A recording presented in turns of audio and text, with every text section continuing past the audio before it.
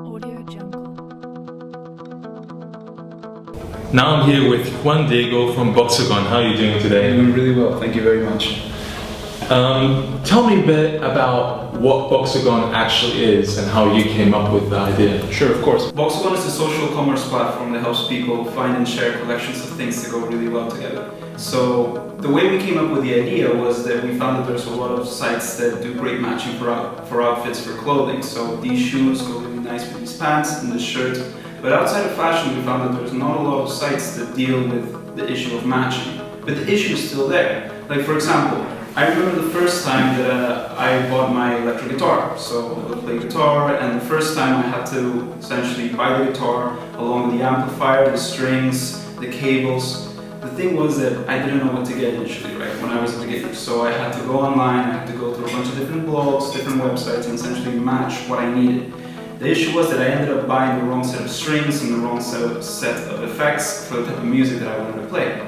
So at that point I was like, hey, if people can match great outfits of clothing, they can also match great equipment for guitars or great equipment for rock climbing or anything really.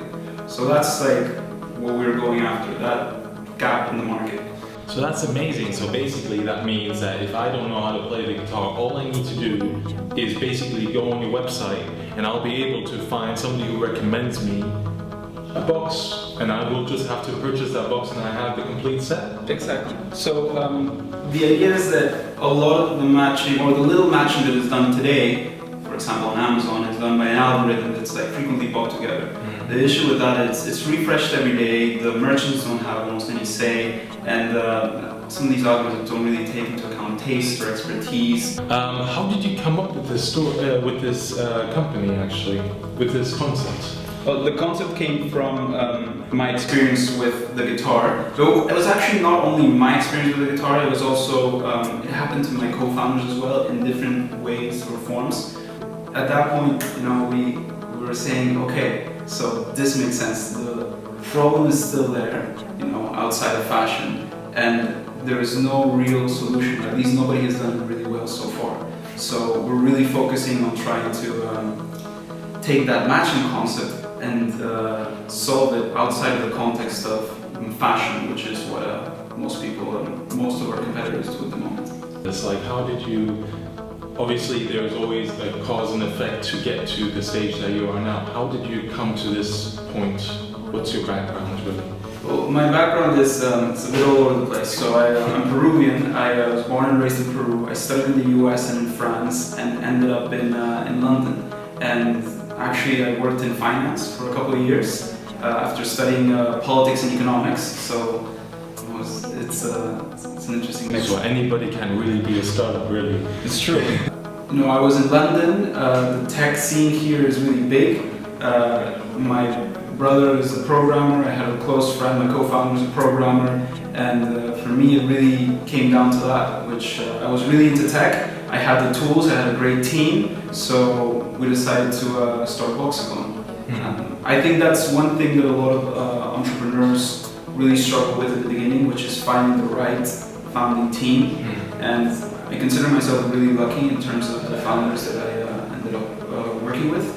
And that should be your absolute first step in whatever business you're trying to start, whether it be retail, tech, or industry. Try to find a great set of co-founders. Now you mentioned before that you were working in investment banking. Now obviously that's, in my opinion, a well-paid job as opposed to a startup. What kind of advice would you give startups to take that leap from having a steady income to being a startup and having to start from scratch? That's an interesting question. I think that if you have the entrepreneurial bug, the sooner the better.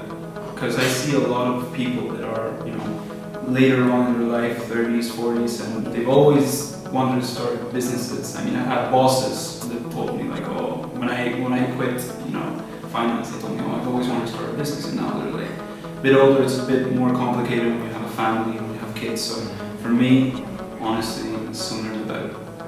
So when it comes to funding your startup, there's people do it in different ways. Mm-hmm. They'll go for, they get the idea, they use their networks, and they try to raise capital.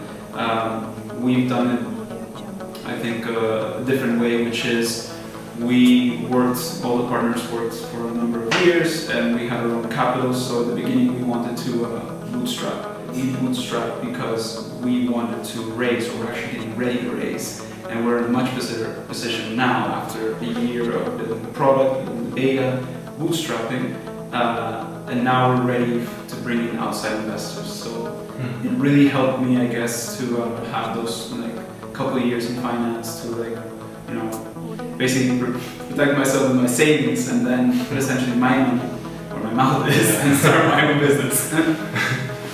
That's really amazing. Just as a final question, to those startups out there, obviously you mentioned that it's very important to find the right co-founders, but what other advice would you give to every single startup which is listening to us right now? Iterate as fast as you can.